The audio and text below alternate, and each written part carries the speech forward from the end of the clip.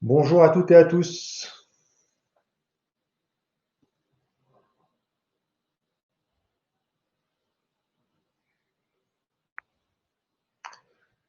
Est-ce que tout le monde m'entend?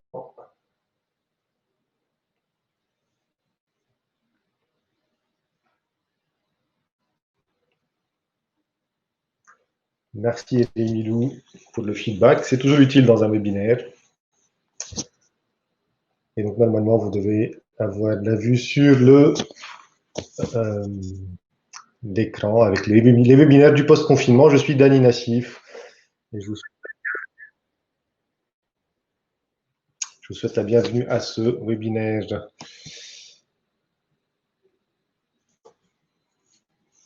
Alors, on va donner quelques minutes aux personnes qui nous rejoignent avant de se lancer.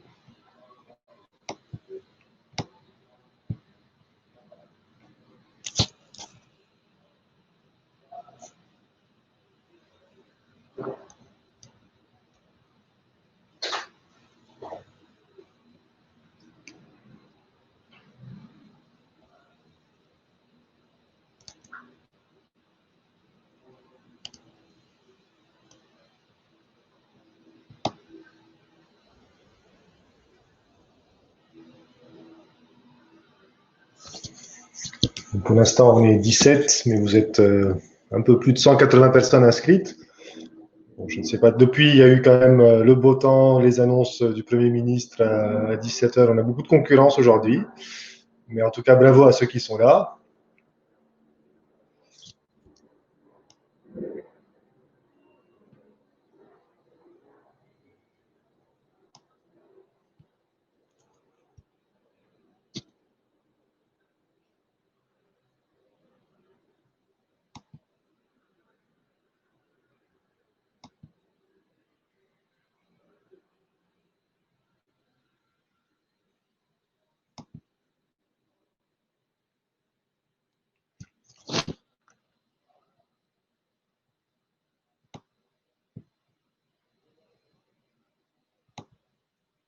Effectivement, les annonces du Premier ministre, je ne sais pas si c'est banal, mais en tout cas, on pourra les réécouter.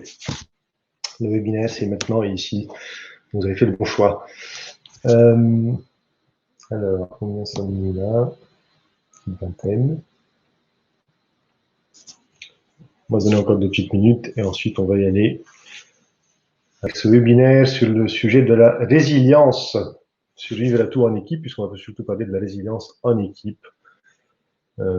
Et découvrir qu'est-ce que ça veut dire justement et comment faire avec ça.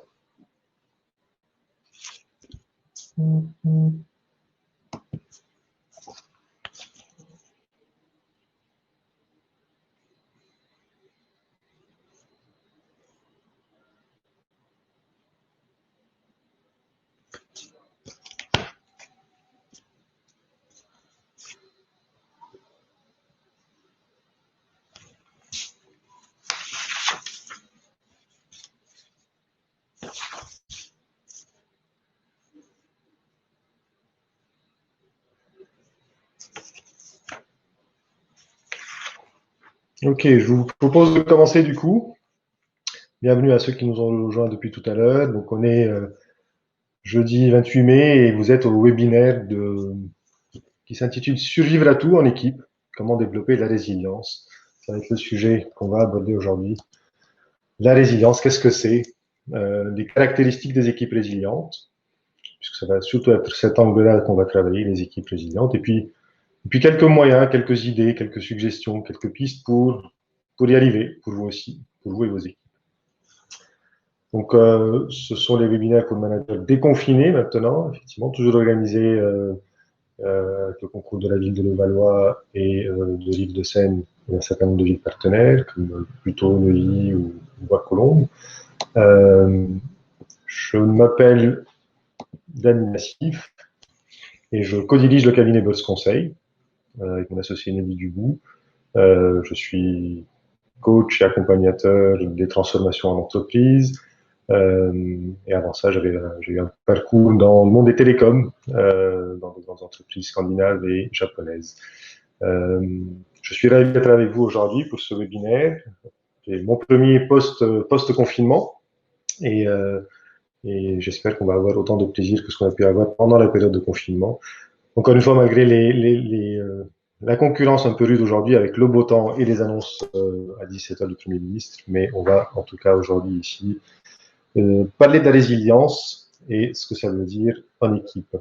Alors justement, avant de commencer ce voyage ensemble pour une petite heure, on va faire un petit check-in, comme on a l'habitude de le faire, pour ceux qui ont déjà participé à ces webinaires.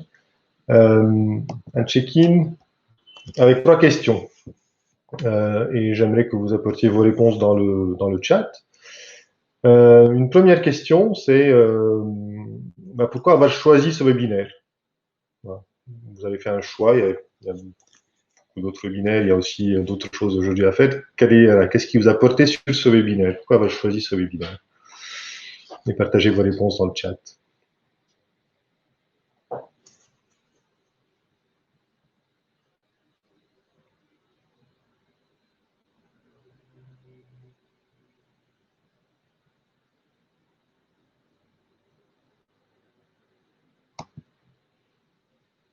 Alors, en savoir plus sur la résilience, un thème qui vous parle. Effectivement, en période de crise, on parle beaucoup de résilience.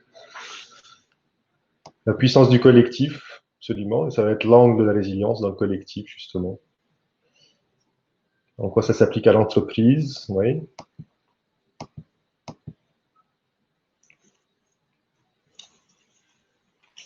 Je vois effectivement, vous êtes beaucoup sur la résilience collective. Stéphanie, sur la résilience en psychologie et savoir ce que c'est en entreprise, et tout à fait ça, puisqu'on parlera de surtout ce que c'est en entreprise. C'est là le domaine sur lequel je peux effectivement partager. Voilà. Super, donc vous êtes bien au bon endroit, la résilience dans le collectif, la résilience en entreprise. Et une deuxième question, du coup, merci pour ces partages. Une deuxième question, à quoi pensez-vous, justement, quand vous pensez résilience? À quoi pensez-vous? Qu'est-ce qui vous vient?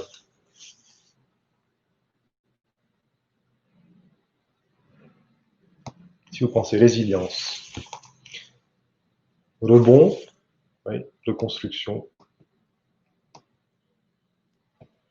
la notion de retrouver la force et l'énergie, ouais, sortir plus fort d'une crise, sortir d'une crise, sortir plus fort.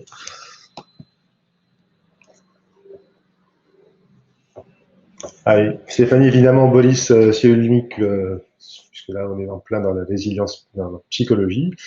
La notion de renaissance, tout à fait, ouais. Réflexion ensemble. La capacité à accepter, à se renouveler.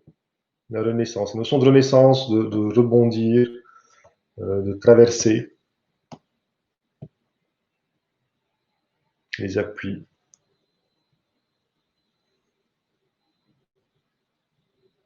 Ok. Et une dernière question pour être vraiment dans l'ambiance de la résilience et de ce sur quoi on va échanger aujourd'hui.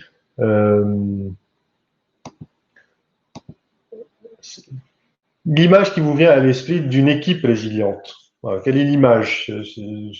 Vous avez exprimé avec des mots, mais quelle est l'image qui vous vient à l'esprit quand on parle d'une équipe résiliente?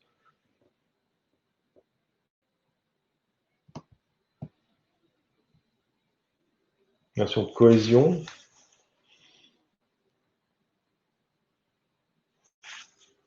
Ça ressemble à quoi, une équipe résiliente?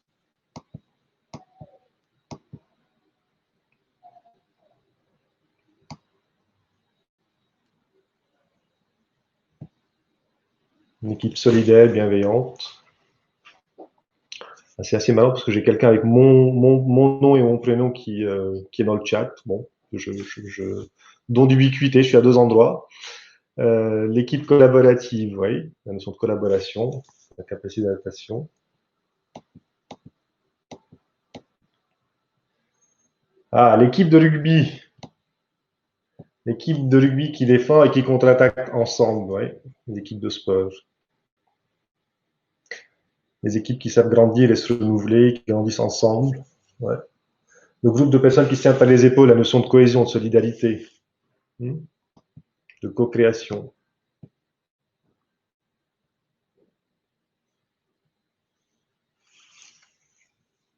Ok, donc quelques belles images d'équipes résilientes et des notions intéressantes de ce qu'est la résilience, justement.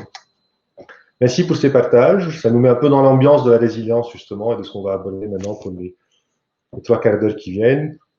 Assez chargé comme programme, mais je pense que voilà, ça sera assez interactif et j'espère qu'on ira jusqu'au bout avec un petit temps de questions éventuellement sur la fin. Euh, alors, au programme de ce webinaire, 3 parties. Une première partie où on va parler de la résilience. Essayer de définir un petit peu plus ce qu'est la résilience. Hein, qu'est-ce qu'on met derrière ce mot? Parce qu'il y a beaucoup de choses. Et puis, prenons quand même l'aspect de la résilience individuelle. On passera ensuite, on ira aux États-Unis, voir nos amis, non pas du rugby, je suis désolé, mais du foot américain, mais on va retrouver les mêmes notions de cohésion d'équipe et d'équipe résiliente, au travers de certains exemples. Mais on va aborder dans cette deuxième partie ce qu'est la résilience dans une équipe. Ça ressemble à quoi?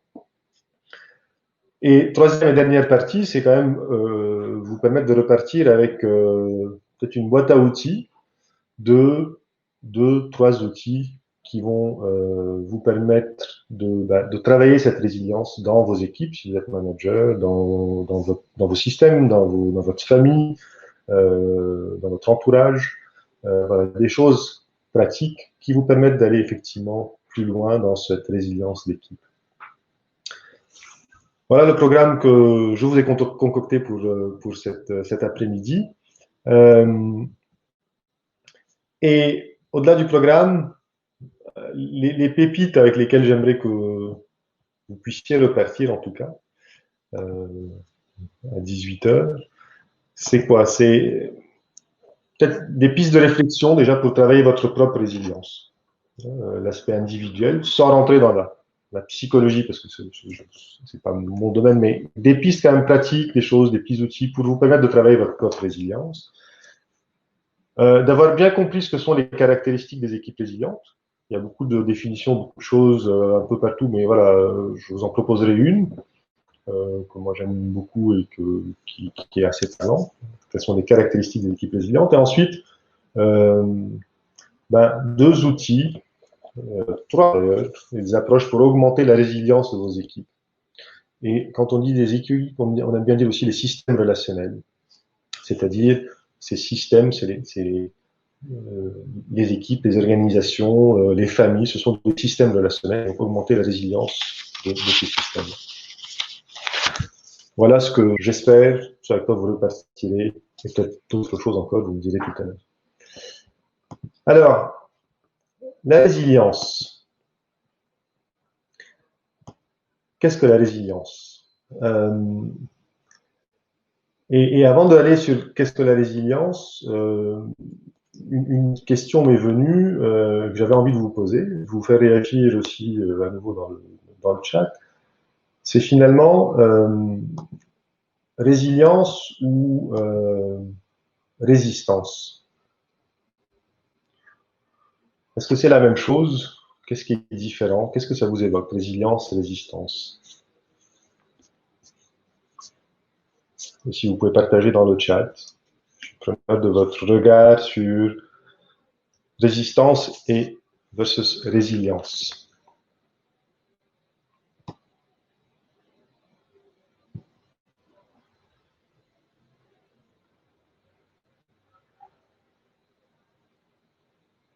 Ouais, la résistance, c'est rigide.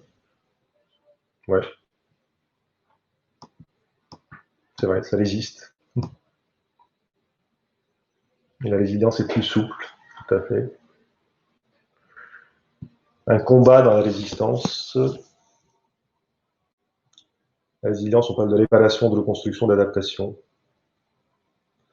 J'aime bien la résilience, on fait avec la crise. Et la résistance, on fait contre la crise. Il y a la notion effectivement d'être contre quelque chose, de résister.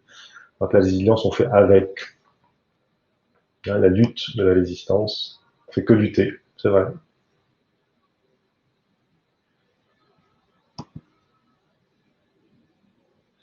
La notion d'apprivoiser quelque chose, oui.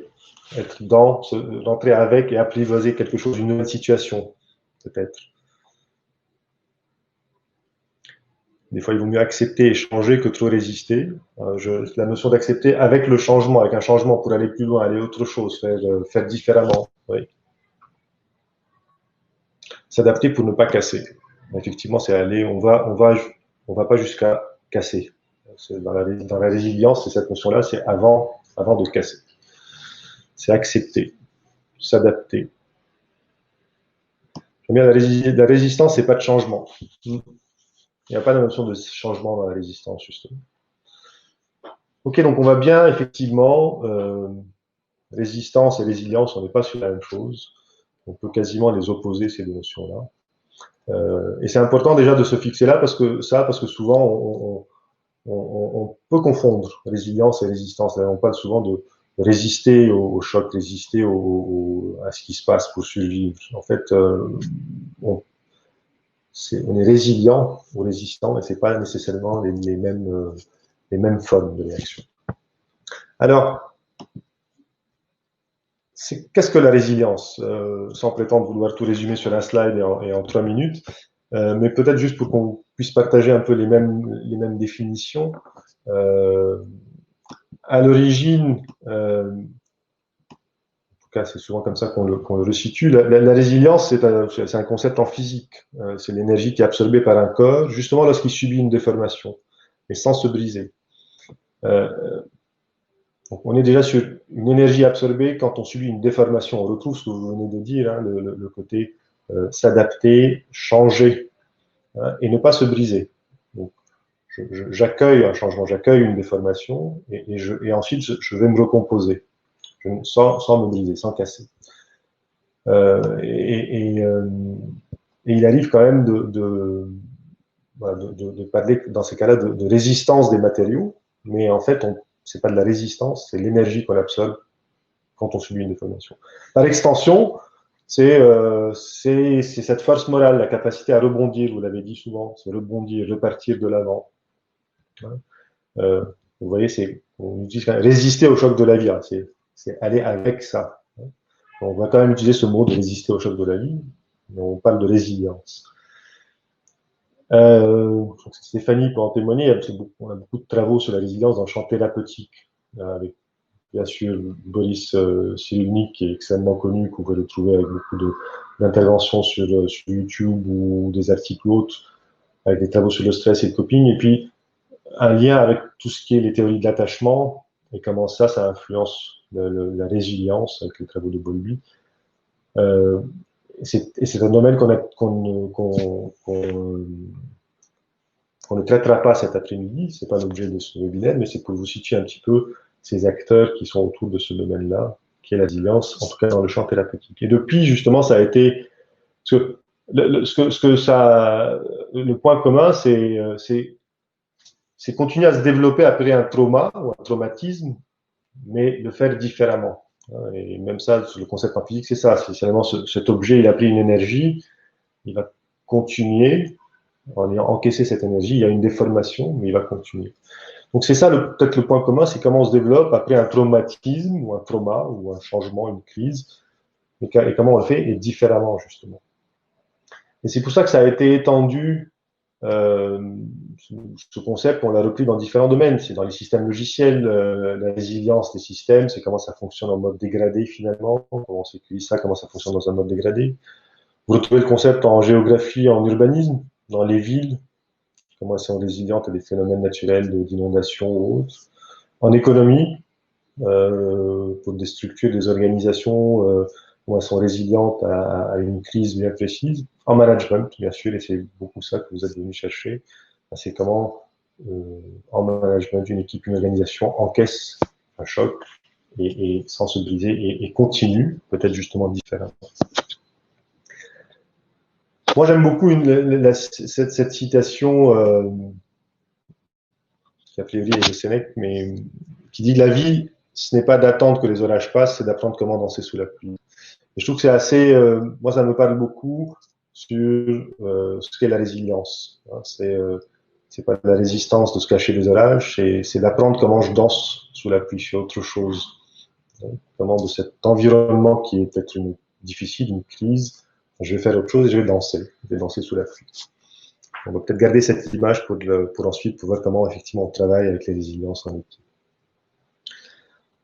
Voilà ce que je voulais vous partager déjà sur la résilience en termes de définition et pour qu'on soit un peu en phase sur les notions. Et on va travailler du coup là un petit peu sur la résilience à titre individuel et ensuite en équipe, comment on travaille ça. Alors, développer sa résilience. Là, on est sur l'individu. Et ce que j'avais envie de vous donner là, c'est deux outils qui vont permettre ça. Parce que finalement, on peut développer sa résilience, ça c'est la bonne nouvelle. On n'est pas tous nés égaux, ou en tout cas, on n'a pas tous évolué de façon à être égaux aujourd'hui devant la résilience. On a des personnes qui sont plus résilientes que d'autres. Et là, on remonte aux théories de l'attachement, on remonte à des caractéristiques propres. Les personnes qui sont plus optimistes naturellement ont tendance à être plus facilement résilientes, par exemple.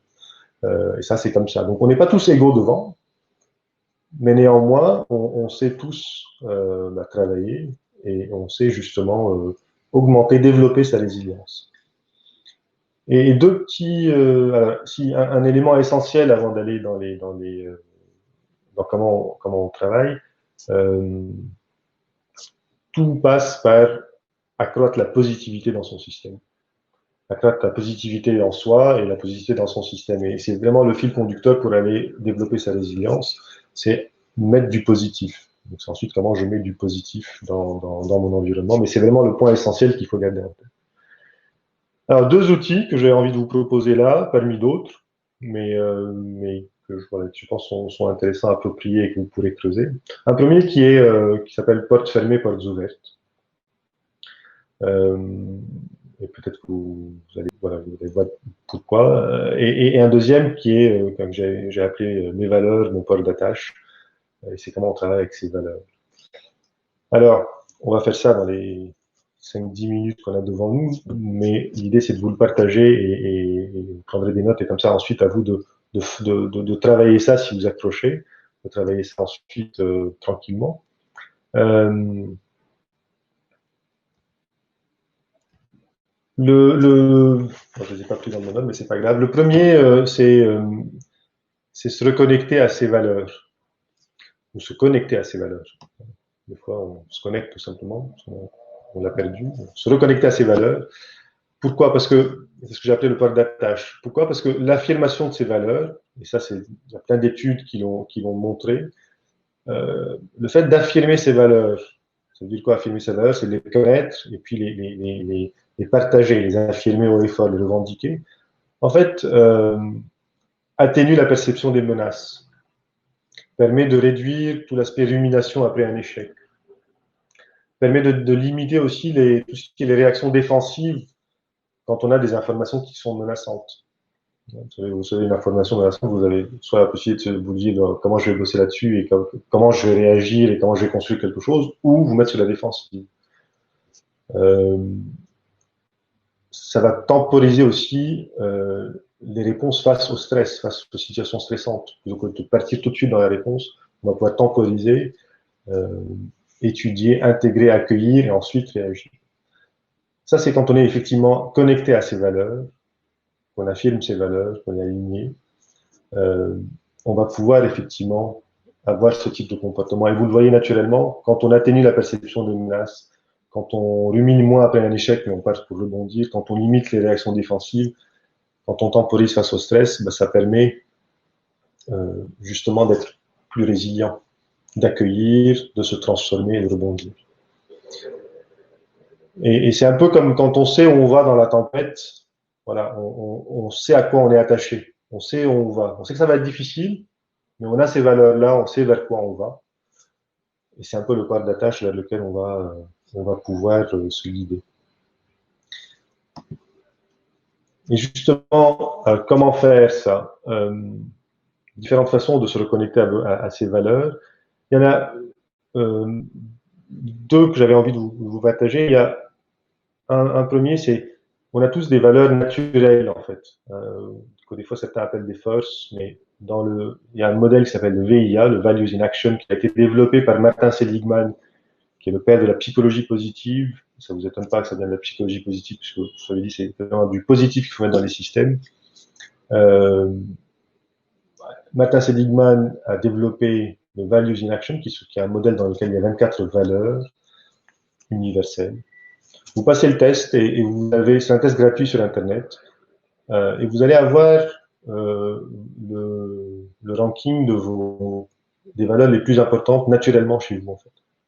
Donc c'est intéressant de le faire et de se poser les questions de comment votre top 6 là, se traduit dans votre vie.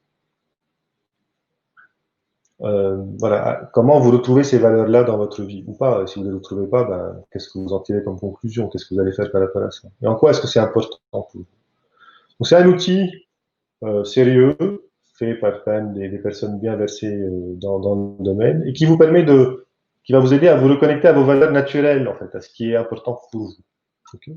Et derrière, à vous de creuser, de vous poser des questions, et si vous avez envie de vous faire accompagner ensuite autour de ces thématiques. Une autre façon aussi de faire, et qui n'est pas, c'est pas l'un ou l'autre, c'est aussi complémentaire, c'est la notion de moi que j'aime beaucoup de photolangage. Euh, c'est c'est d'aller tout simplement, prenez une pile de magazine, feuilletez-la, ou aller sur Internet, et retrouver les images qui vous parlent quand vous pensez à vos valeurs, les images qui vous inspirent, et laissez-vous porter et faites ce collage-là, et voyez ensuite en quoi ça vous parle, qu'est-ce qui ressort comme valeur, en quoi c'est important, comment ça se manifeste. Ce qui est sympa avec les collages, enfin avec le photolangage, c'est que vous pouvez l'afficher aussi. Quelque part, ça vous représente, ça représente vos valeurs. Donc ce sont deux façons de se reconnecter à ces valeurs. Si vous cherchez aussi ensuite sur Internet tout ce qui est affirmation, vous avez plein d'exercices d'affirmation, parce qu'une fois que vous avez vos valeurs, c'est comment vous les affirmez tous les matins, comment vous êtes en phase avec ça, comment vous les partagez. Ce qui est important, c'est de se reconnecter et d'affirmer ces valeurs. Donc, voilà, deux petites approches pour vous permettre de vous reconnecter à vos valeurs et se reconnecter à ces valeurs. Être connecté à ces valeurs en temps de crise permet la résilience.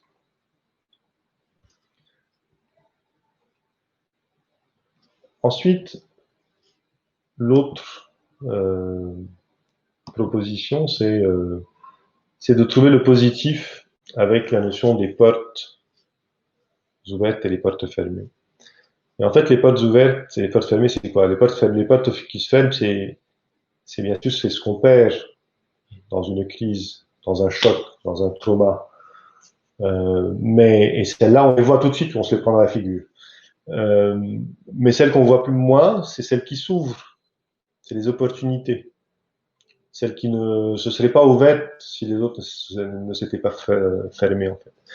Donc l'exercice là que je vous inviterai à faire, pas ici, mais vous ensuite individuellement, c'est de repenser à des moments difficiles dans votre vie, des moments de crise, de trauma, de traumatisme, des moments difficiles.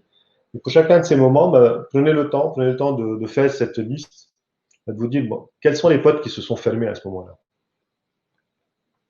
Faites-le pour chacun de ces moments que vous identifiez, de ces moments difficiles. Relativement facile les portes qui se ferment, mais listez-les. Ensuite, quelles portes se sont ouvertes? Qu'est-ce qui a été possible, surtout qui ne pouvait pas l'être avant, en fait? Qu'est-ce que ça a libéré? Déjà, faites ces deux exercices-là, ces deux actions de qu'est-ce qui s'est fermé et qu'est-ce qui s'est ouvert? Qu'est-ce qui a été possible à partir de là qui ne pouvait pas l'être avant? Pas évident l'exercice, je peux vous le garantir, mais prenez le temps de le faire sans jugement et laissez venir ces éléments à vous. Ensuite, vous allez vous poser des questions d'approfondissement. Les questions d'approfondissement, c'est soit en auto-coaching, et je vais vous les présenter dans le slide juste après, ou si vous avez l'occasion d'être accompagné par un coach, c'est un travail que vous pouvez faire avec votre coach, justement. Mais les questions d'approfondissement, c'est quoi? C'est toutes celles qui sont là. Prenez une photo de l'écran si vous voulez, ou vous pouvez ensuite aller sinon sur positivepsychology.com, c'est extrait de là. Mais c'est un nombre de questions sur ces événements-là pour vous faire réfléchir. Alors, par exemple, qu'est-ce qui a été Est-ce que ça a été facile pour vous ou difficile de réaliser qu'une nouvelle porte a été ouverte? Le plus intéressant, qu'est-ce qui vous a empêché de voir cette nouvelle porte ouverte? Combien de temps vous avez mis pour voir cette porte ouverte?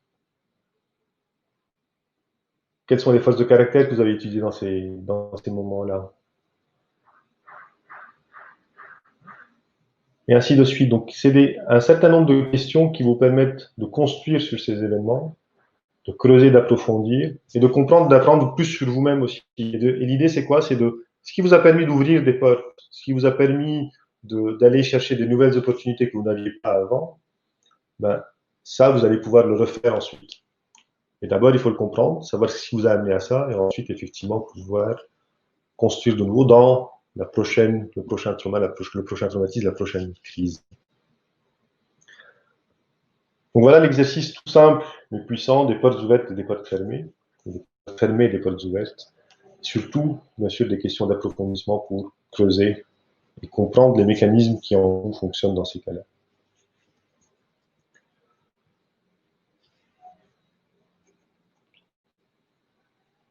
Donc là, on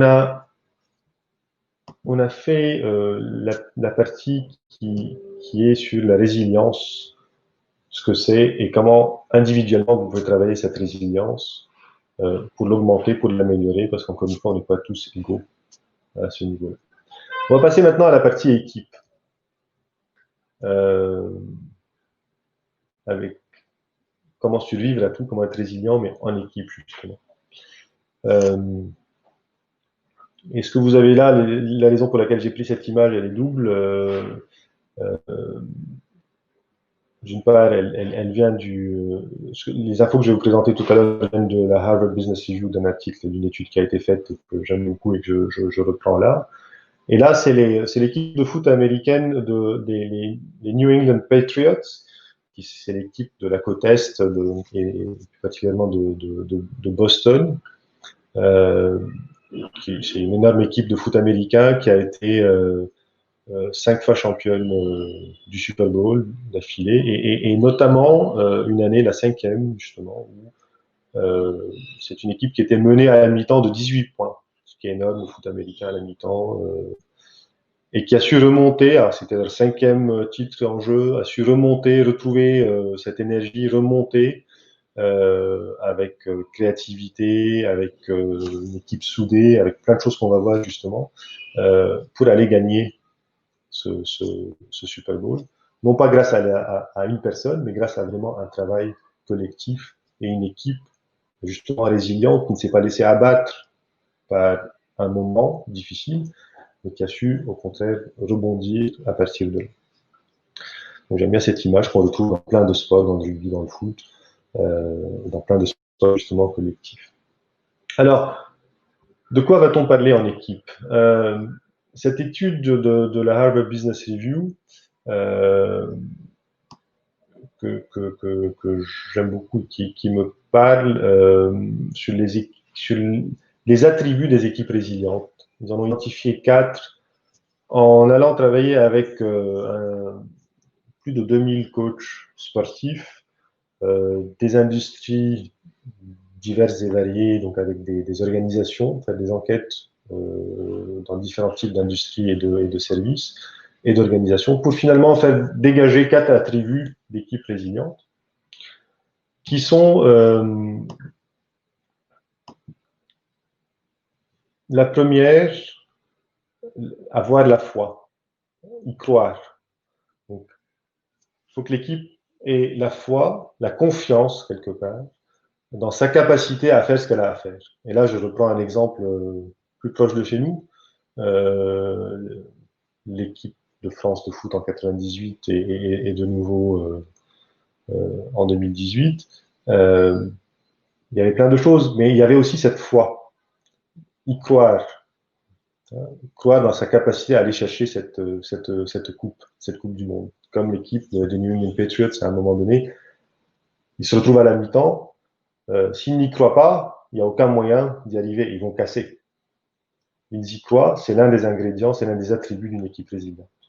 Donc c'est cette foi, c'est croire en tant qu'équipe qu'on peut y arriver, qu'on a la capacité à faire ce qu'on a à faire. Donc, dans le moment difficile, on y croit, on sait qu'on a la capacité à faire ce qu'on a à faire. Deuxième attribut, c'est le fait que les équipes résilientes aient un modèle mental qui soit commun, partagé et ancré de comment ils fonctionnent en tant qu'équipe. Ils savent comment ils fonctionnent en tant qu'équipe. Ils le savent, c'est partagé, c'est ancré et c'est dans leur tête. J'aime bien l'image des équipes justement de parachutisme où vous n'avez pas le temps de vous poser énormément de questions. Vous devez savoir effectivement comment vous travaillez en tant qu'équipe et comment vous gérez l'aléa justement. C'est un modèle mental, on sait comment on fonctionne en tant qu'équipe, c'est partagé, c'est ancré. C'est l'un des attributs des équipes résilientes. Un troisième attribut, c'est cette capacité à improviser. La short du sport, et moi l'image qui me vient toujours là-dessus, c'est le jazz. Contrairement à l'orchestre philharmonique où c'est millimétré et tout est, on connaît la partition. Le jazz, on sait qu'il y a des morceaux ou des moments d'improvisation dans un cadre, mais on a de l'improvisation. Et cette équipe-là de jazz, ce trio, ce quatuor de jazz, ben, il va improviser. Il a cette capacité à improviser. Dans une équipe résiliente, résilience, c'est quoi? C'est face à la crise. La crise, c'est forcément, on ne sait pas ce que c'est. On a beau anticiper, on sait anticiper, avoir des scénarios, mais au moment où ça arrive, on ne sait pas. Et là, il faut improviser. C'est pas de l'impro au sens négatif ou péjoratif du terme, mais c'est au contraire, c'est au sens noble du terme, c'est improviser pour atteindre son objectif à ce moment-là. Donc c'est cette capacité à improviser qui est le troisième attribut des équipes résilientes identifié dans cette étude-là. Et le dernier, il n'y a pas une forme hiérarchie hein, entre les quatre, c'est un climat de confiance et de sécurité. On dit souvent ça, et c'est d'ailleurs toujours plus facile à dire qu'à faire. Mais ces équipes-là, on sent, on le voit, elles évoluent dans un climat de confiance, de sécurité, de pouvoir se dire les choses, de pouvoir justement innover, essayer de faire différemment, improviser, sans avoir le risque du jugement, de se faire taper dessus. Voilà, on doit avoir l'environnement de bienveillance, de confiance, de sécurité, pour permettre à l'équipe justement de se développer et d'être résiliente. Il y a juste l'image de l'équipe de foot en 2018 par rapport à 2014, ceux qui ont suivi, où je pense que le climat dans l'une et dans l'autre était aux antipodes. Voilà, donc on a plein d'exemples comme ça, et le climat dans lequel l'équipe évolue est primordial. Il faut que ce soit un climat de sécurité et de confiance. Voilà les quatre attributs des équipes résilientes. Si vous cherchez un petit peu, il y a des tonnes d'articles, de bouquins, etc. Il y en a qui ont 7, il y en a qui ont 25, il y en a qui ont 15 attributs ou des choses qu'il faut faire. Ces quatre-là,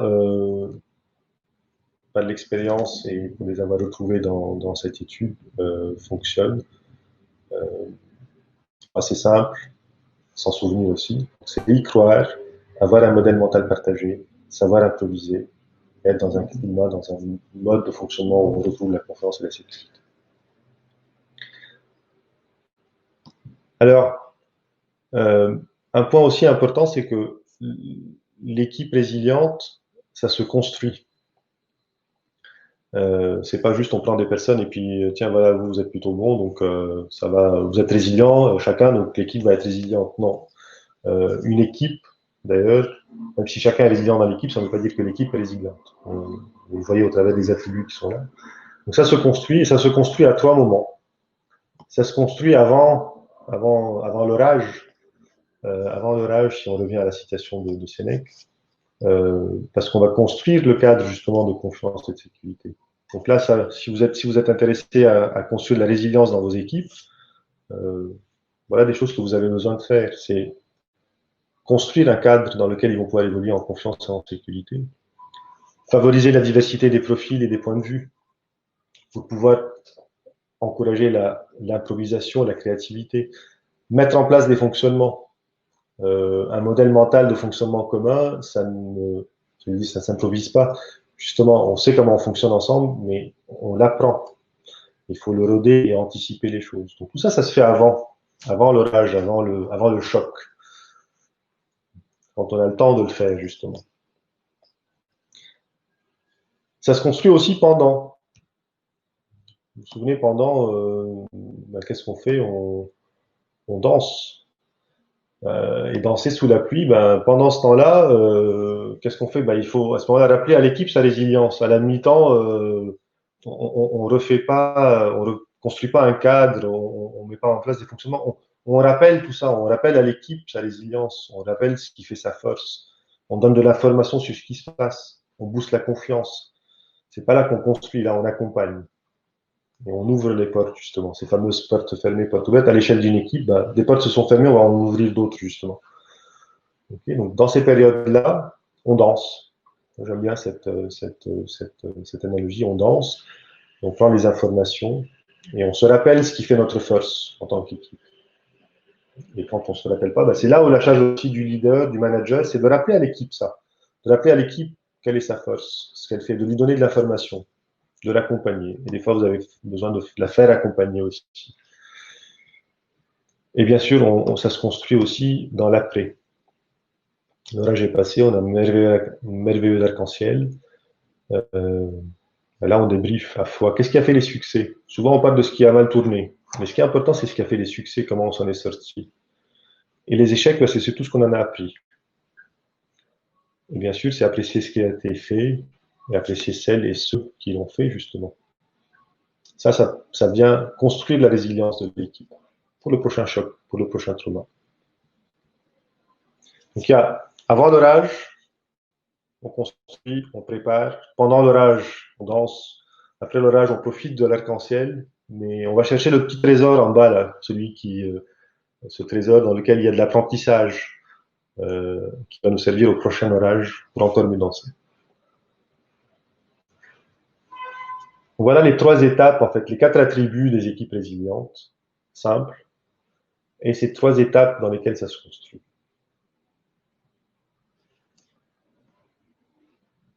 Donc là, vous allez me dire, comment on fait? C'est bien beau, mais comment on fait tout ça? Justement, c'est le moment de vous donner une boîte à outils, de quelques outils ou quelques approches qui vous permettent de faire ça, justement. On va parler d'intelligence systémique relationnelle, on va parler d'alliance, et on va parler d'approche par les forces et les talents dans le petit quart d'heure qui nous reste. Alors, l'intelligence systémique relationnelle,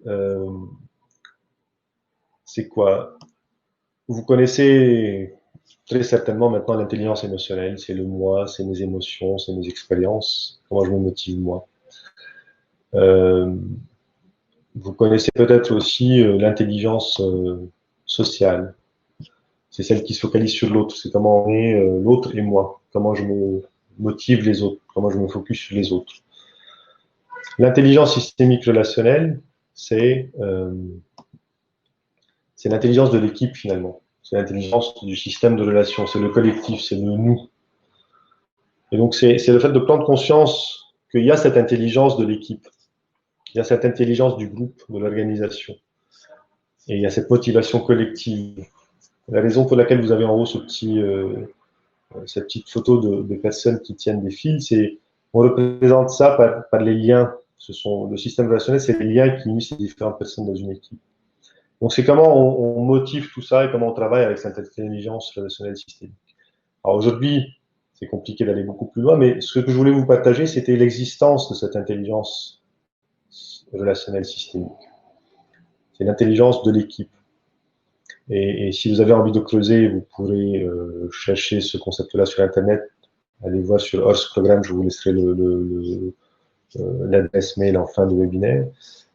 Pour voir un peu comment creuser autour de ça. Et je vais vous donner tout à l'heure l'outil de l'alliance qui est construit autour de ça.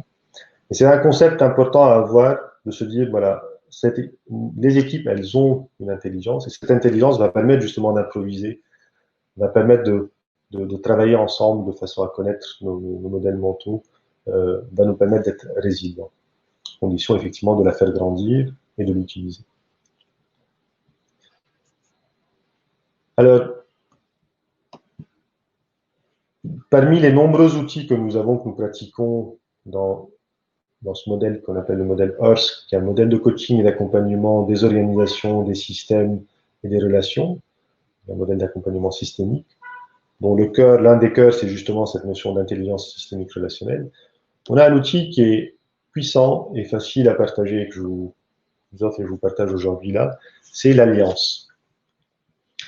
On invite toujours les équipes à créer leur alliance. Et c'est quoi une alliance d'une équipe? C'est le fait de se poser les questions suivantes et de se mettre d'accord là-dessus avant l'orage, au début. C'est de se poser cette question collectivement. Quel espace on veut créer en tant qu'équipe? Et par espace, on veut dire quelle culture, quelle atmosphère, comment on veut être dans cette équipe. Et là, on va vraiment parler de notion d'atmosphère, d'être ensemble. Donc, comment on veut être dans cette équipe? Et puis ensuite aussi, peut-être comment on veut être entre nous et l'extérieur. Donc, se poser ces questions-là et se mettre d'accord ensemble sur comment on veut être dans notre équipe. Une deuxième question extrêmement importante aussi, qu'on se pose avant l'orage, c'est justement comment on veut être quand les choses seront difficiles. Comment on veut être pendant l'orage? Comment on veut danser? Comment on va gérer nos conflits? Quelle posture et attitude on va adopter? Comment on va être les uns avec les autres? C'est des questions qu'on se pose avant. Parce que quand on est dans l'orage, si on ne s'est pas posé ces questions-là avant, si on ne sait pas comment on va danser, là, c'est chacun pour soi et on va tous se balayer et se mettre à l'abri, on ne va pas danser. Donc, c'est comment on va être ensemble quand les choses sont difficiles. Et puis, peut-être aussi, justement, qu'est-ce qui va faire briller cette équipe? À quoi on est bon chacun? Comment on peut compter les uns sur les autres? Et comment on peut se donner les moyens ensemble d'exceller, d'aller chercher l'excellence. 3 questions qu'on aborde collectivement, on échange et on se met d'accord collectivement. C'est pas le manager qui décide, moi je veux qu'on se soit comme ça, moi je veux qu'on soit comme ça dans le conflit et ce qui va faire briller c'est ça. Non, c'est l'intelligence systémique relationnelle, c'est l'intelligence de l'ensemble de ce système-là. Donc c'est faire en sorte que collectivement on arrive à cette alliance-là et que ce soit le choix de l'ensemble. Et justement, on met le dernier point, c'est la co-responsabilité. C'est quel engagement on prend les uns vis-à-vis des autres pour tenir cette alliance. C'est pas juste le manager qui s'engage pour tout le monde, ou tout le monde s'engage pas. On s'engage les uns les autres à tenir justement cette alliance. Donc, c'est un exercice assez facile à faire et en même temps difficile. La difficulté, c'est de faire en sorte que ce soit un mouvement collectif et une alliance, une vraie alliance, et faire parler toutes les voix du système. Je vais remonter à l'intelligence systémique relationnelle. C'est considérer que ce qui est exprimé, c'est le système qui l'exprime, c'est toute une équipe qui exprime quelque chose. Donc c'est arriver à travailler avec ça pour justement construire une alliance pour répondre de façon simple et puissante à ces 3 questions et s'engager ensuite autour de ça. Donc outil simple, précieux, que l'on ne peut que vous inviter à faire avec vos équipes, avec vos partenaires, avec vos associés, avec vos partenaires de vie. Voilà, quelle est l'alliance qu'on va avoir ensemble? Pour plus d'infos, vous avez le site horskprogramme.com, vous cherchez Horsk et vous allez tomber là-dessus. Vous allez voir effectivement des articles autour de ça et bien sûr des possibilités de formation et d'accompagnement autour de ça. Mais déjà, il y a pas mal de matière et ne serait-ce qu'avec ces questions simples, vous avez beaucoup déjà de choses à faire. Dernier point, dans les outils que je voudrais vous partager, et non des moindres, c'est l'approche par les forces et les talents. Pourquoi l'approche par les forces et les talents? C'est parce que, vous vous souvenez, on a dit, le point important, c'est de mettre du positif dans son système. L'approche par les forces et les talents vient de la psychologie positive. Elle permet justement d'amener du positif dans les systèmes en faisant en sorte que chacun et chacune utilise ses forces et ses talents. Alors, avant d'aller plus loin, on va faire un petit sondage. On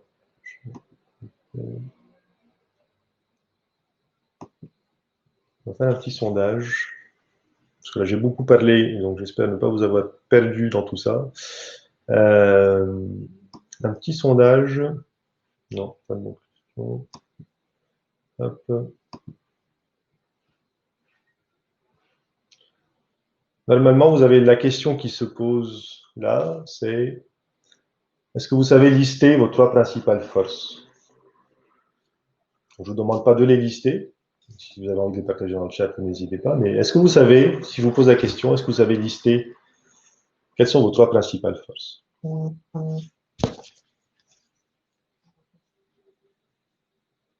Vous êtes 52 inscrits, on a une vingtaine de réponses pour l'instant. Et on a une belle majorité de oui.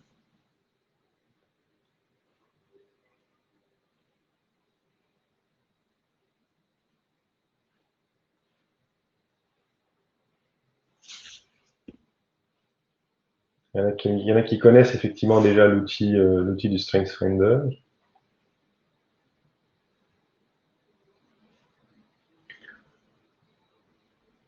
Ok, on a 60% de répondants et vous êtes une majorité quand même à répondre que vous savez effectivement lister vos 3 principales forces.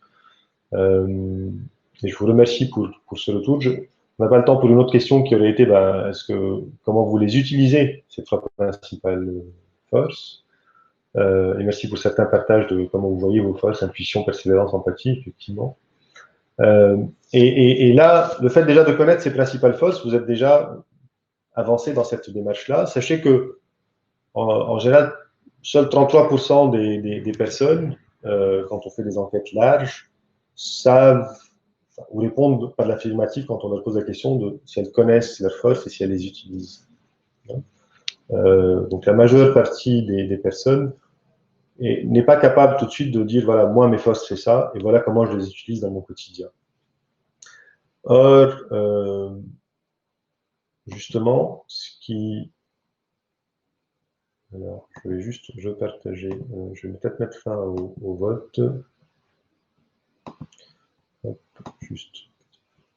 Merci pour vos votes. On va revenir au partage. Hop.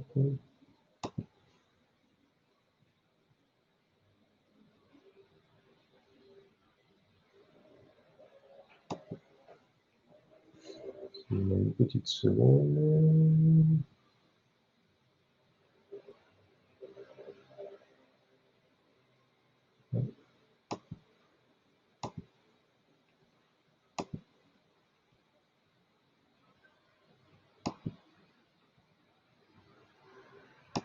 Voilà.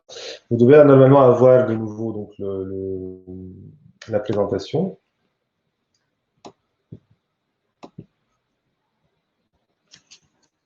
Alors, vous savez déjà, donc, effectivement, vos principales forces. Ce que vous savez peut-être moins, ceux qui ne sont pas familiers avec Gallup, c'est qu'aujourd'hui, l'étude de Gallup, Gallup est un organisme américain qui est connu pour les sondages, qui est connu pour les enquêtes d'engagement des salariés, mais qui est aussi connu pour l'approche par les forces et les talents. Donc, les études qu'ils ont faites, qu'ils font régulièrement au travers des études d'engagement, montrent que les organisations qui sont capables justement de s'appuyer sur les forces et les talents des employés, plutôt que de chercher de façon classique à éliminer les faiblesses, c'est ce qu'on fait traditionnellement, hein, on travaille sur ce qui ne va pas. Donc ceux qui travaillent plutôt avec les forces et les talents, ces organisations-là ont pu constater des moyennes de 12,5% d'augmentation de productivité, près de 15% de baisse de turnover, et puis presque 10% d'augmentation de rentabilité. Si vous aimez les chiffres, ce sont des chiffres fiables puisque ça vient effectivement de Gallup qui est quand même connu dans la matière. Ce que Gallup nous dit également, c'est que les personnes qui sont capables d'utiliser leur talent, identifiés avec le StrengthsFinder, sont 6 fois plus susceptibles d'être impliquées dans leur fonction, sont 6 fois plus susceptibles de faire ce qu'elles font de mieux chaque jour, et sont 3 fois plus susceptibles de déclarer qu'elles ont une excellente qualité de vie quand on leur pose la question. Donc il y a un vrai impact sur l'individu. Et en fait, ce que ça nous dit surtout aussi, c'est que utiliser ses forces et ses talents, les études montrent que ça réduit le stress, ça améliore la santé et ça crée des équipes résilientes. Alors,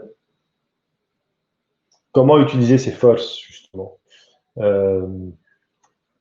Quand on les connaît déjà, si voilà, on a fait ce travail de se poser la question, c'est quoi mes forces, et puis la question ensuite subsidiaire, c'est comment je les utilise, c'est déjà un très bon point, que je ne peux que vous inviter à faire. Si vous avez envie d'aller plus loin, c'est justement avec Gallup. Gallup propose un test en ligne qui est le StrengthsFinder, sous deux versions. Enfin, le test vous permet d'identifier dans le modèle de Gallup qui fait 34 forces, vous permet de trouver votre ranking de force. Selon le prix que vous payez chez Gallup, vous allez avoir dans un premier temps votre top 5, qui est votre signature. Là, vous voyez, le top 5 qui est ici. Et quand vous allez plus loin, vous pouvez débloquer justement l'ensemble de votre profil avec votre top 34. Et dans le top 34, ce qui est important, c'est mon top 10. Quelles sont mes principales forces sur lesquelles je peux m'appuyer. Donc l'idée avec le StrengthsFinder et Gallup, c'est de individuellement, et on le fait ensuite en équipe, c'est passer son test de StrengthsFinder. On commence habituellement avec le top 5. Pourquoi? Parce que c'est une mise en bouche et ça permet déjà d'appréhender ce fonctionnement de comment j'utilise mes forces et comment je me concentre là-dessus et je ne vais pas sur mes points faibles. Ce qui m'intéresse, c'est de travailler avec mes forces, justement. On les partage dans l'équipe, puisqu'on est sur la résilience d'équipe. On les partage dans l'équipe. On partage les forces et les talents de chacun. Du coup, ça favorise les échanges et ça permet de comprendre aussi sur quoi je peux m'appuyer chez l'autre. Comment je vais pouvoir aller chercher ce qui est fort chez l'autre, je vais m'appuyer là-dessus en tant qu'équipe. On va utiliser ça en conscience et comprendre son impact. Parce que c'est un changement de paradigme, c'est une façon différente de faire que la façon habituelle de « Ouh là là, je regarde ce qui ne va pas chez moi et je vais aller me former pour que ça aille mieux ». Ce qui ne va pas, on s'en fout. Ce qui est intéressant, c'est ce qui va bien, ce qui marche, ce qui est fort, parce que ce qui est fort, ce que je fais naturellement de bien, c'est ça où je vais être en énergie, c'est là où je vais être bien, et c'est là où mon équipe va être bien en utilisant cette compétence-là. Donc du coup, on va capitaliser sur les forces de chacun, amener chacun son top à l'équipe, et puis idéalement, c'est de travailler avec des coachs certifiés Gallup qui vont vous permettre d'aller plus loin dans ce travail-là, individuellement, mais aussi surtout collectivement. Voilà, mais l'essentiel déjà, c'est déjà de basculer, de se dire, OK, on va travailler avec nos forces, donc il faut les connaître. Pour les connaître, il n'y a pas énormément d'outils, il y a un super outil qui est l'outil de Gallup. Et ensuite, il y a toute une méthode derrière pour justement les reconnaître, les comprendre, les partager et les utiliser au quotidien. Et c'est ce qui vous permettra de mettre du positif et de la force dans vos équipes et dans votre quotidien. On a fait du coup les trois, hein, donc l'aspect l'intelligence systémique relationnelle,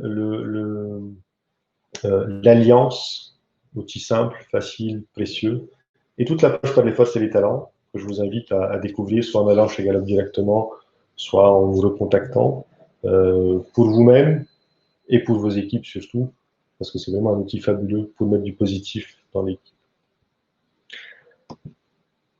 On arrive à l'issue de notre heure ensemble, et la question avec laquelle que j'aimerais vous poser là, c'est de justement, moi j'avais quelques idées pour vous avec lesquelles j'aimais que vous repartiez. La question que je vous pose, c'est justement avec quoi vous repartez à l'issue de cette heure qu'on a passée ensemble. Si vous pouvez partager ça juste en 2-3 minutes dans le chat, ce que vous retenez de notre heure ensemble et sur la résilience des équipes, avec quoi vous repartez. Merci Claire d'avoir lancé, donc des outils intéressants qui donnent envie. Conforté dans ce que vous souhaitez faire, Émilie. Conscientiser ses forces, oui, cette envie-là, c'est super, effectivement. Conscientiser ses forces et comprendre son impact. Comment je les utilise, mes forces, dans mon quotidien.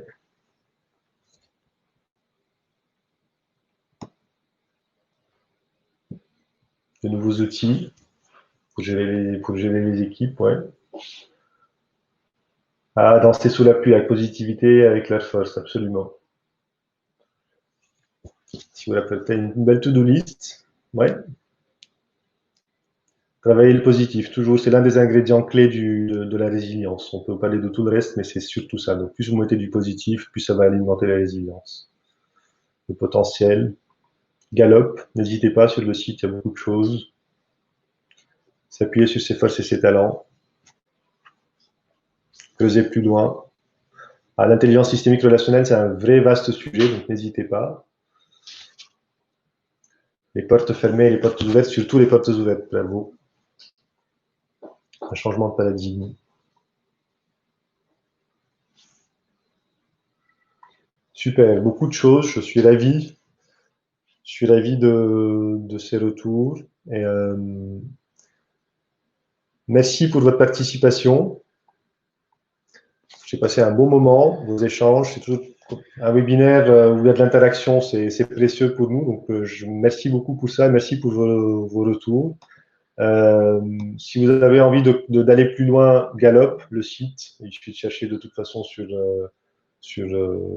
Internet.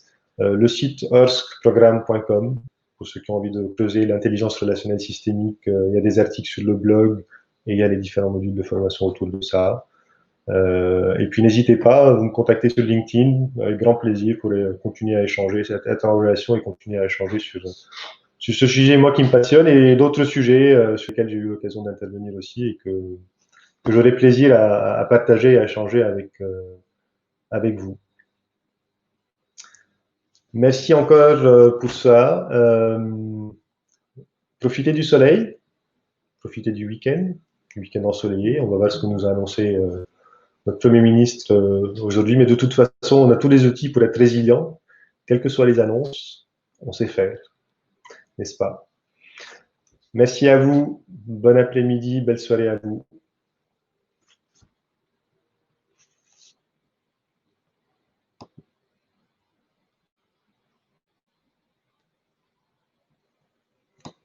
Et je vous laisse d'ailleurs les prochains webinaires de 4, 9 et 11 juin, les prochains webinaires post-confinement.